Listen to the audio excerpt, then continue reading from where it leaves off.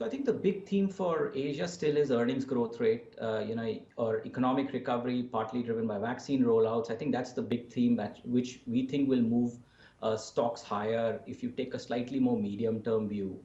So for example, we are building around, let's say, 32% earnings growth rate for this year, another 12 to 13% for next year and the year after.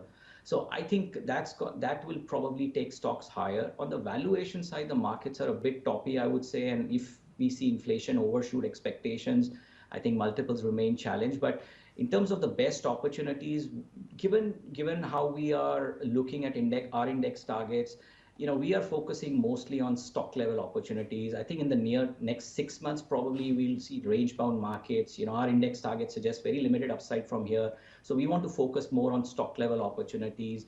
And our strategy is still, something that we've been highlighting for more than a year, that investors need to have a balanced portfolio. You need to have stocks which are geared to some of the exciting long-term investment themes, but at the same time have some stocks which are geared to reflation, or essentially which are your inflation hedges.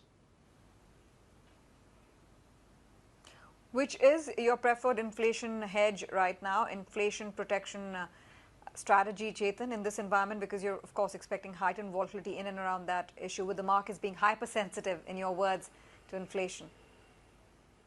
So I think what we have is, I think we need to have a little bit of commodities, but we need to be more selective, relative to, let's say, where we were, let's say, 4 or 5 months ago.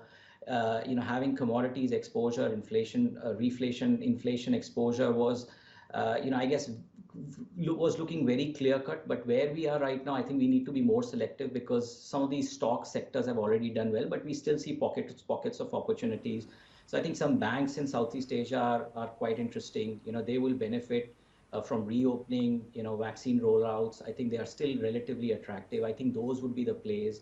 If you look at Singapore banks, they are also quite a close, I would say, a good proxy to play, kind of inflation or reflation play. They tend to move very closely relative to the 10-year bond yield. So, I think those would be, I think banks would be the areas, financials would be the area, and also selectively commodities.